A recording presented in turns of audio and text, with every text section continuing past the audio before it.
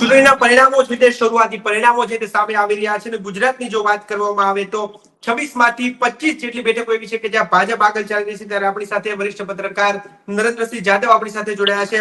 બાપુ, શરૂઆતના પરિણામો પરથી શું લાગી રહ્યું છે ચિત્ર?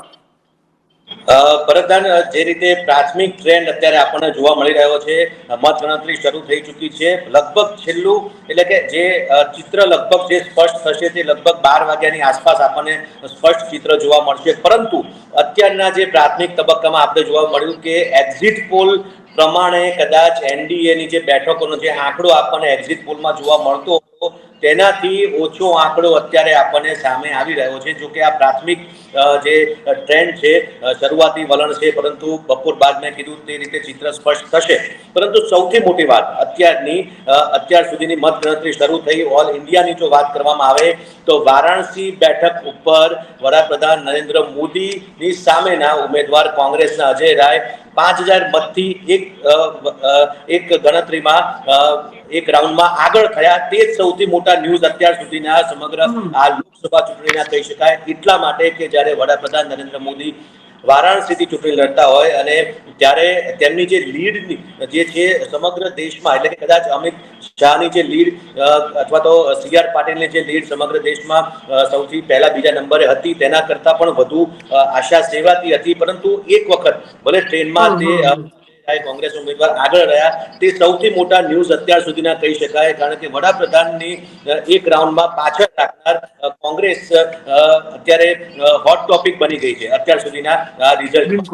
બીજી વાત કરીએ પ્રધાન કે ઓવરઓલ જોવા જઈએ તો ઉત્તર ભારતમાં જે રીતે બેઠકો ગત વખતે ભાજપને મળી હતી તે બેઠકો યથાવત રાખીને દક્ષિણાયન કરવાનો જે પ્રયાસ ભાજપનો હતો તે આ વલણમાં હજુ દેખાઈ નથી રહ્યો। તામિલનાડુમાં સૌથી વધુ આશા હતી, કર્ણાટકમાં જે બેઠકો મળી હતી તેને જાળવી રાખવાનો પ્રયાસ અત્યારે આપણને આમાં જોવા નથી મળી રહ્યો।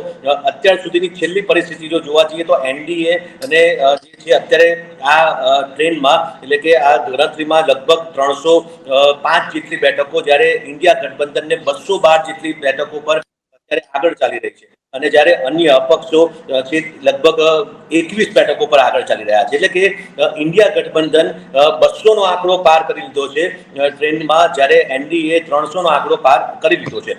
પરંતુ મહત્વની વાત એ છે કે એક્ઝિટ પોલ પ્રમાણેના આ આંકડા નથી। એટલે કે અગાઉ પણ આપણે પણ એકવાર ચર્ચા થઈ હતી કે સાચા જ પડે તે દર વખતે જરૂરી નથી હોતું, તેનાથી પ્લસ માઇનસ હોઈ શકે। આ જે આંકડો છે તેનાથી તમામ એક્ઝિટ પોલમાં માઇનસ તરફ જતો આપણને દેખાઈ રહ્યો છે। જી બિલકુલ, એટલે સીધી રીતે કહી શકાય કે બપોરના 12 વાગ્યા પહેલા કંઈ પણ કહેવું મુશ્કેલ છે। પરંતુ આપણે ગુજરાતની વાત કરીએ તો સૌથી વધુ ગુજરાતની બેઠક રાજકોટ બેઠક ચર્ચામાં હતી અને પરસોત્તમ રૂપાલાના કારણે કદાચ વિવાદની આગ છે તે લાગી હતી। પરંતુ આ આગમાં રૂપાલા છે તે નથી દાઝ્યા, પરંતુ કેટલીક બેઠકો પર પણ તેની અસર જોવા મળી રહી છે। કારણ કે રૂપાલા છે તે 1 લાખ મતથી આગળ ચાલી રહ્યા છે। બીજી તરફ જામનગર બેઠકની વાત કરીએ તો સતત અપડેટ જોવા મળી રહ્યું છે ભાજપ અને કોંગ્રેસ। તો એટલું કહી શકાય નરેન્દ્રસિંહ કે રૂપાલાને કદાચ આ આંદોલનની અસર નથી થઈ, પરંતુ ભાજપના કેટલાક ઉમેદવારો છે તેને સીધી રીતે અસર થઈ છે। સ્વાભાવિક છે, રૂપાલા જ્યારે 1 લાખ મતોની લીડથી આગળ ચાલી રહ્યા હોય તેમની જીત નિશ્ચિત મનાઈ રહી છે એવું ચોક્કસ હવે લાગી રહ્યું છે। પરેશ ધાનાણીને કોંગ્રેસે ઉતાર્યા, પરંતુ તેનો એટલો ફરક અને પ્લસ ક્ષત્રિય આંદોલનનો એટલો ફરક રાજકોટ બેઠક ઉપર આપણને જોવા નથી મળ્યો। હા, અલબત્ત જામનગર બેઠક ઉપર ચોક્કસ તેની અસર જોવા મળી છે। જામનગર ઉપરાંત આપણે જોવા જઈએ તો જુનાગઢ બેઠક ઉપર પણ કોંગ્રેસના ઉમેદવાર આગળ ચાલી રહ્યા છે। સાથે પાટણ બેઠક ઉપર, જે પાટણની ચર્ચા સૌથી ઓછી આપણે તમામ ચર્ચાઓમાં, તમામ મીડિયામાં, પાટણ બેઠક ઉપર કોંગ્રેસના ઉમેદવાર ચંદનજી ઠાકોર લગભગ 10,000 મતથી આગળ ચાલી રહ્યા છે। સ્વાભાવિક છે બનાસકાંઠા બેઠક ઉપર ગેનીબેન તો ચર્ચામાં હતી અને તે પણ જે માહોલ હતો તે પ્રમાણે આગળ છે।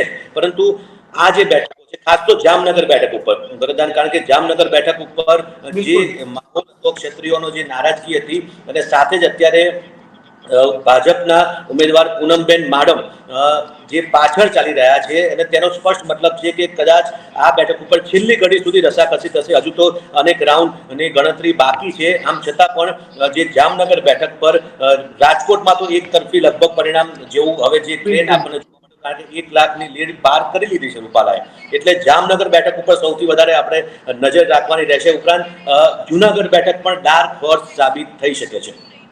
બિલકુલ આ સાથે જ બે બેઠક એવી હતી, બનાસકાંઠા બેઠક અને ભરૂચ બેઠક, પરંતુ હવે ભરૂચ બેઠક પર ચેતર વસાવા છે સતત પાછળ ચાલી રહ્યા છે. બીજી તરફ બનાસકાંઠા બેઠકની જો વાત કરવામાં આવે તો થોડી વાર માટે રેખાબેન અને થોડી વાર માટે ગેનીબેન સાથે આગળ ચાલી રહ્યા છે, પરંતુ સીધી રીતે કહી શકાય કે ચેતર વસાવા છે તે કદાચ અહીં હાર એમની નિશ્ચિત માનવામાં આવે. હવે હજુ કંઈ કહી ન શકાય ભરતદાન, કારણ કે શરૂઆતથી રાઉન્ડમાં લગભગ એક કે બે એકાદ પહેલા રાઉન્ડમાં ચેતર વસાવા આગળ હતા અને ત્યારબાદ તે પાછળ ચાલી રહ્યા છે. ડેડિયાપાડા વિસ્તાર પૂરતું તેમને લીડ મળી શકે, તેમના મત વિસ્તાર લગભગ ઝઘડિયામાં કદાચ તેમને થોડી ઘણી લીડ મળી શકે.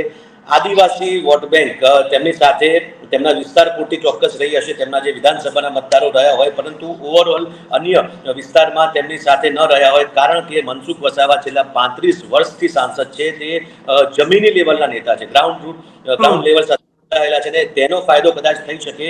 કોંગ્રેસનું સંગઠન ચેતર વસાવાને થોડું ઉપયોગી થયું હતું, પરંતુ જે અત્યારે આપણને જે આ રિઝલ્ટ જોવા મળી રહ્યા છે તેમાં ચેતર વસાવા જીતી શકે તેવો માહોલ કદાચ થોડો ઓછો લાગી રહ્યો છે. પરંતુ હજુ પણ 12 વાગ્યાની આસપાસ મેં કીધું ને, ભરૂચ બેઠક ઉપર પણ 12 વાગ્યાની આસપાસ ચિત્ર સ્પષ્ટ થશે, પરંતુ ચોક્કસ લીડ ઘણી બધી મનસુખ વસાવાની ઘટી જશે તેવું આ અત્યારના પેલા ઉપરથી લાગી રહ્યું છે. જો વાત કરવામાં આવે તો ભાજપ દ્વારા એવો દાવો કરવામાં આવ્યો હતો કે ભાઈ 5 લાખની લીડ થી જીતશે, અને અત્યાર સુધીમાં જે 10 બેઠક એવી છે ગુજરાતની કે જ્યાં 10 બેઠકમાં 1 લાખથી વધુ મતથી ભાજપ છે તે આગળ ચાલી રહ્યું છે.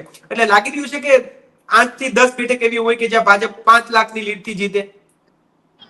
હા, એ બની શકે, પરંતુ ભાજપે તો તમામ બેઠકો પર દાવો કર્યો હતો, પરંતુ તે તો શક્ય બનતો જોવા નથી મળી રહ્યો. જે બેઠકો 5 લાખની સરસાઈથી જીતે તેવી બેઠકો જો ગણાવીએ તો લગભગ અમદાવાદ પૂર્વ, અમદાવાદ પશ્ચિમ, આ ઉપરાંત CR પાટીલની નવસારી બેઠક, અમિત શાહ ગાંધીનગર બેઠક, ઉપરાંત સુરેન્દ્રનગર બેઠક ઉપર કદાચ શક્યતા હતી, પરંતુ જે લીડ ખૂબ જ બંને જે ઉમેદવારો છે ચંદુભાઈ શિયોરા અને ઋત્વિજ મકવાણા વચ્ચેનું જે લીડ લગભગ 40,000 જેટલી, ભાજપની 40-50,000 જેટલી છે. અમદાવાદ પૂર્વમાં પણ હસમુખભાઈ 87,000 મતથી આગળ છે, તે પણ 1 લાખ સુધી પહોંચવા આવી ગયા છે. 5 લાખથી ની આસપાસની લીડ વાળી લગભગ 10 થી 12 બેઠકો મારા મતે ગણી શકાય. આ ઉપરાંત વલસાડ બેઠક ઉપર પણ લગભગ લીડ ઘણી બધી વધશે તેવું આ આંકડા પરથી અત્યારે લાગી રહ્યું છે. ઉપરાંત વડોદરા બેઠક પણ એ જ પ્રકારની છે જ્યાં લીડ મળી શકે. એટલે કે જે શહેરી વિસ્તારો છે, રાજકોટ, વડોદરા, અમદાવાદ પૂર્વ, પશ્ચિમ, આ ઉપરાંત કચ્છ બેઠક ઉપર થોડો ઘણે અંશે તે વધી શકે, એટલે કે 10 જેટલી બેઠકો 10 થી 12 ગણી શકાય. બાકીની બેઠકોમાં લીડ ખૂબ જ ઓછી રહેવાની છે.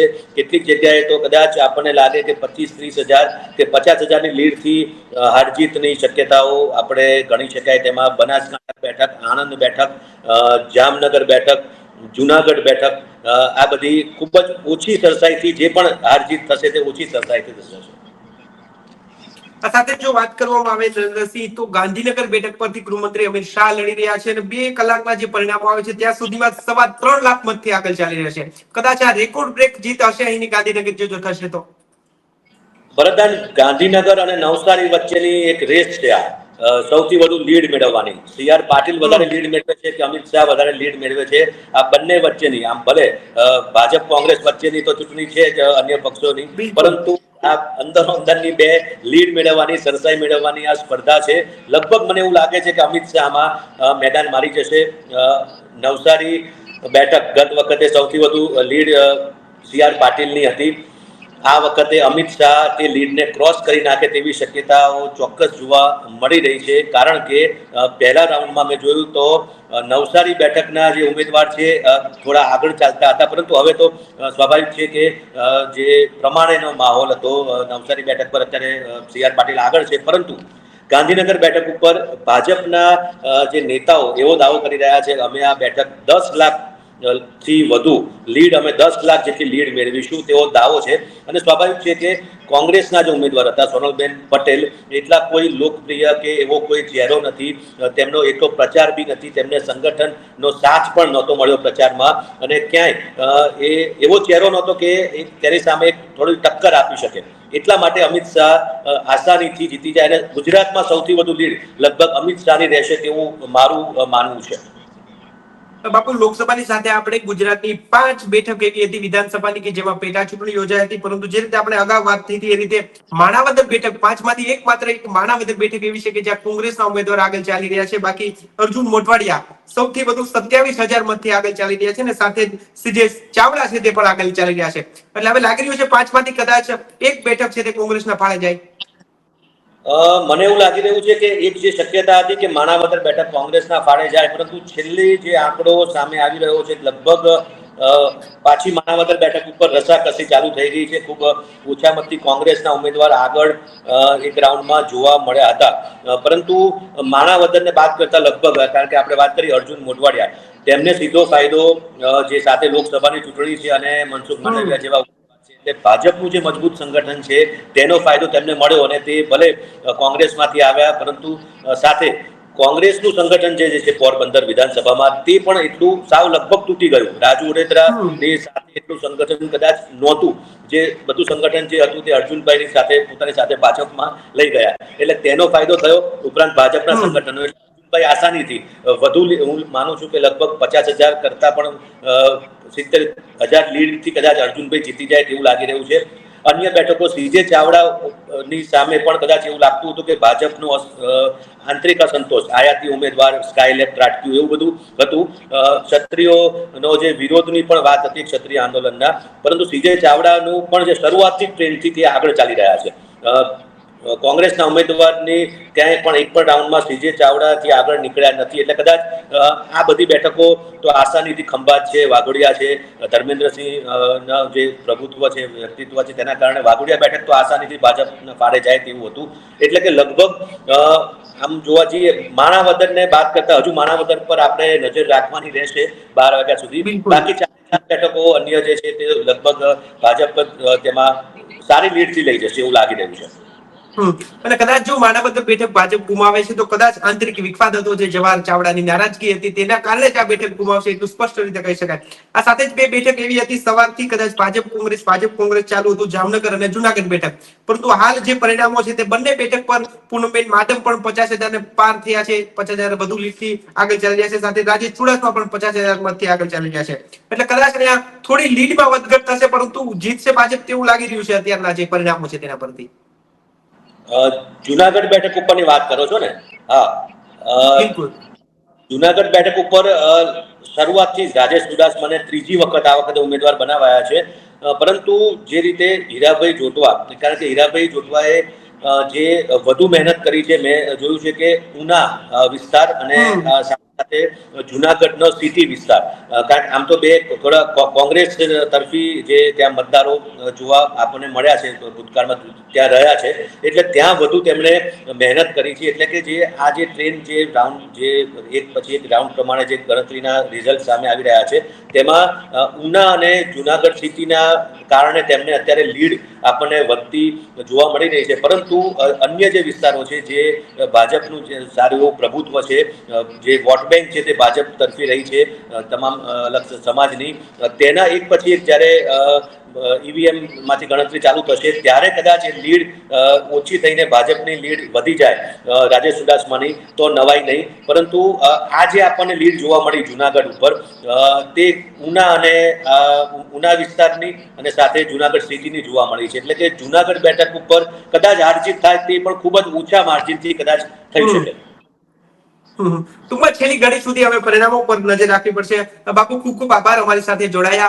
તો આ વરિષ્ઠ પત્રકાર નરેન્દ્રસિંહ જાદવ જે રીતે તેમણે વાત કરી છે કે ભાઈ છેલ્લી ઘડી સુધી જે રોમાંચક મુકાબલો છે તેના પર કંઈ પણ કહેવું હાલ મુશ્કેલ છે, પરંતુ જે ભાજપનો દાવો હતો 5 લાખ ને 5 થી વધુ મતોથી જીતશે, કદાચ દાવો ખોટું પડી રહ્યો છે અને 412 ની વાત હતી એ દાવો પણ અત્યારના પરિણામો જોતા ખોટો સાબિત થઈ રહ્યો છે. ત્યારે હવે જોવું રહેશે, સતત આપણે અપડેટ મેળવતા રહીશું ને વાત કરતા રહીશું વાત ગુજરાતી પર.